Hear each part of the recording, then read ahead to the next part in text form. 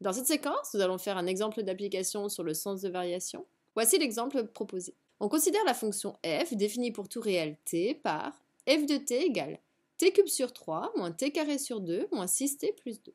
Première question, on aimerait calculer f' de t. Donc faites une pause sur la vidéo, essayez de chercher tout seul et venez voir si vous avez juste.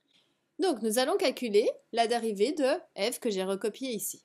Pour faire la dérivée de f, donc calculer f' de t, il faut analyser cette fonction f. Sous quelle forme est-elle pour savoir quelles sont les formules à utiliser. Lorsque j'observe la forme de f, ce qui me saute aux yeux, c'est que f c'est une somme d'éléments et que j'ai 4 éléments qui sont sommés. Somme ou différence.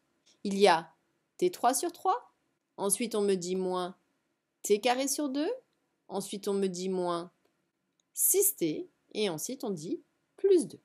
Or, je sais que si j'ai des sommes, donc dérivées de u plus v, de fonctions, eh bien ça revient à dériver chaque fonction séparément. Donc faire u' plus v'. Donc ici, je vais prendre chaque terme séparément que je vais dériver. Alors si ça vous pose souci, on va transformer un tout petit peu le début parce que j'ai des fractions, donc ça peut toujours être perturbant. t3 sur 3, ce serait la même chose que 1 tiers de t3. Ensuite, moins t carré sur 2, eh bien c'est pareil que moins 1 demi de t carré. Et ensuite, on me dit moins 6t plus 2. Donc maintenant, je vais commencer à regarder le premier. 1 tiers de t3. Qu'est-ce que je reconnais? On observe que c'est une constante fois une fonction. Donc dans ces cas-là, je sais que d'après mes formules, si j'ai une constante grand A fois une fonction, eh bien dans ces cas-là, je laisse ma constante et je multiplie par la dérivée de la fonction. Donc ici, on va laisser la constante 1 tiers et on va multiplier par la dérivée de t3.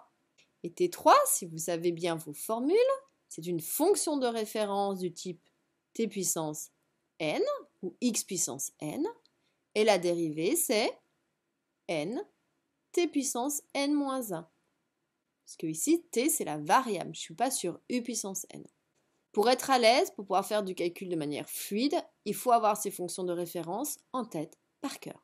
Ce qui veut dire que t puissance 3, ça veut dire que la puissance ici pour le n, c'est 3. Donc la dérivée de t puissance 3, ça va faire 3 t puissance 3 moins 1, donc 2.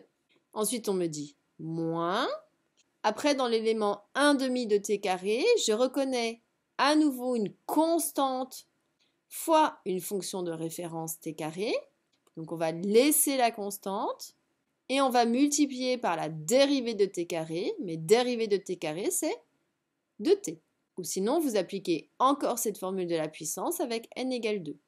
Après, on me dit encore moins 6t, fonction de référence aussi, dérivée de 6t, 6, puisque dérivée de t, c'est 1. Et après, j'ai plus 2, mais plus 2, c'est une constante. Dérivée d'une constante, 0. Donc, ce qui veut dire qu'ici, on ne la laisse pas comme ça, sa dérivée. On se souvient, il faut toujours simplifier avant de calculer. Que se passe-t-il?